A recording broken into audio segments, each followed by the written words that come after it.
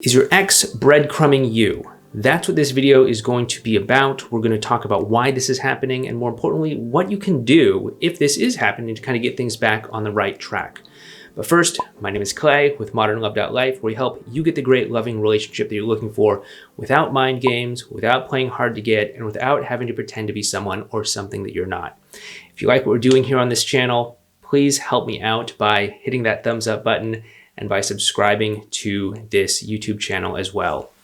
Also, before we go ahead and get started, just wanted to let you know that we are still on our launch for Effortless Connection. You can find out more information on that course down in the description box below, but that is our new course, Effortless Connection. Breadcrumbing. What is breadcrumbing? Breadcrumbing is basically, it's kind of the, dating slang term for when, someone is just giving you like this little tiny non-significant answer. Maybe you're saying something important to them. Maybe you're even trying to engage with them emotionally or have an important conversation, but instead you're just getting back, something like an emoji or some simple message like, hey, or okay, or I don't know, or, just something like infuriatingly dismissive, kind of like that. What exactly is causing this to happen? Well, there could be a couple different things that could be causing it to happen, specifically if we're dealing with your ex here.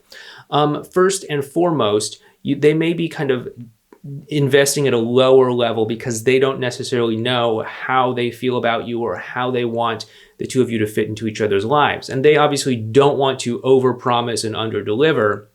So they're probably going to be holding themselves back to a certain degree by, not kind of revealing their full emotions to you. Not because they're like some sort of evil person, most likely, but because they just don't want to overplay their hand and, again, overpromise something and say, I'm not sure, and then say like, actually, no, I've thought about it a bit. I don't want us to get back together. And then feel like the jerk for, thinking that they're stringing you along or something.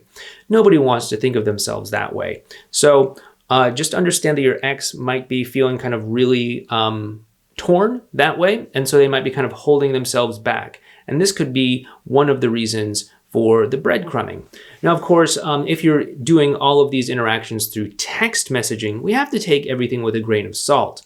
Now, just because your ex is sending you a short, snippy little reply, it doesn't necessarily mean that they're not interested or not invested. They just might be in a poor place where they can't respond to you. Maybe they're in the middle of doing something. Maybe they are like trying to juggle other things at the same time. Maybe they just don't have the time, capacity, or whatever to give you a full thought out answer, but they want to actually respond to you for the sake of being polite or courteous in that moment.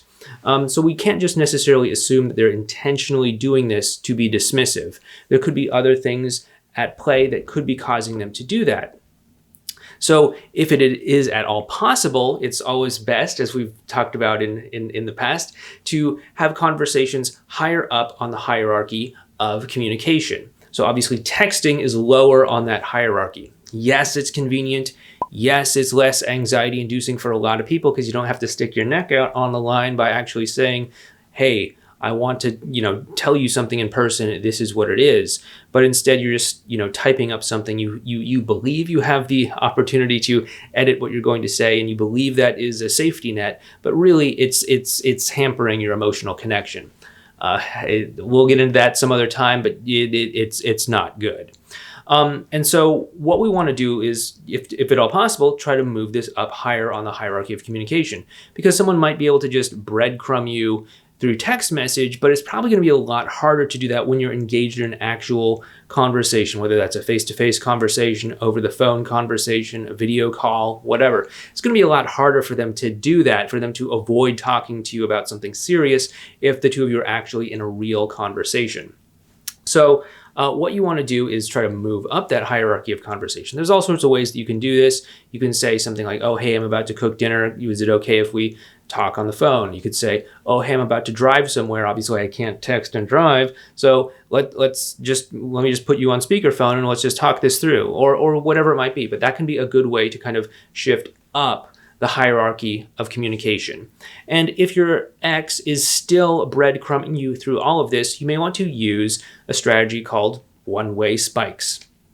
And this comes from those parking garages that, have these certain metal spikes that you can drive over in one direction. Everything's okay. But if you go over them the wrong direction, your tires are going to get busted up and you're going to wish you didn't do that.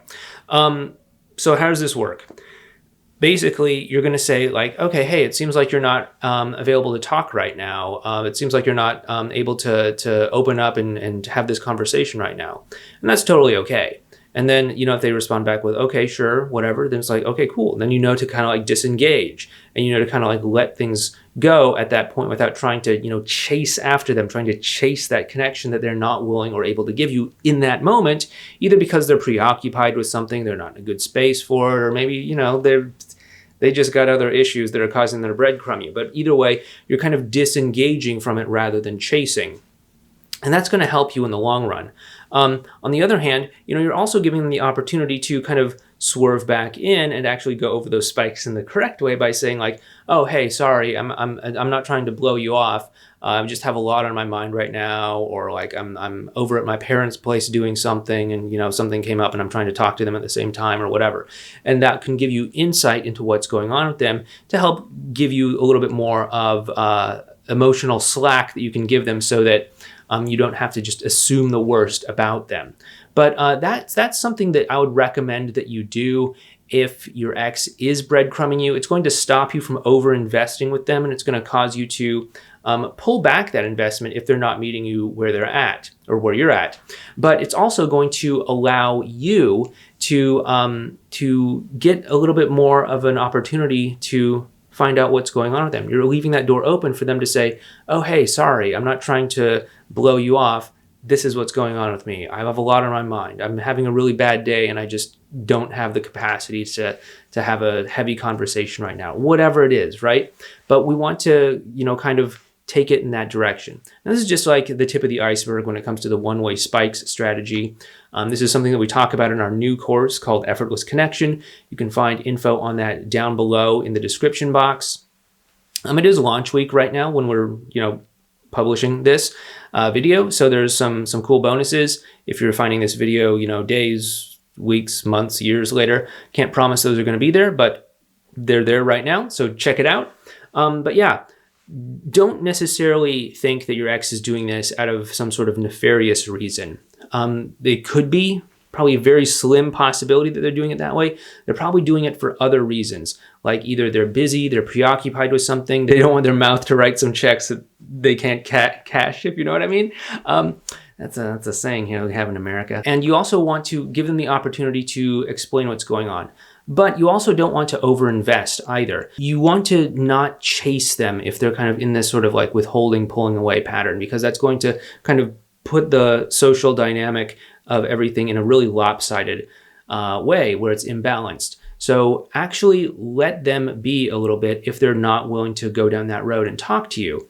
Maybe they will circle back later when things are better. Maybe they'll come back to you when they have more space. Maybe they'll realize that like, okay, they're being petty in some sort of way and actually be willing to come forward with you. Or maybe they'll just disqualify themselves from actually being in a conversation with you. And you can say, okay, great. That person is just, for whatever reason, right now, they're just not emotionally available to have this kind of interaction with me. And for better or worse, I just need to cut my losses for the time being. Anyway, I hope this has been helpful for you. Once again, if you like what we're doing on this channel, please help me out by giving this video a thumbs up and by subscribing to this channel if you are not already. If you want to learn more about what your ex is thinking, what their whole mindset is like during this whole breakup, you might want to check out this video series over here on what your ex is thinking. Otherwise, you might want to check out this video right here. Once again, thank you so much for watching this video. Please take care, and I'll talk to you next time.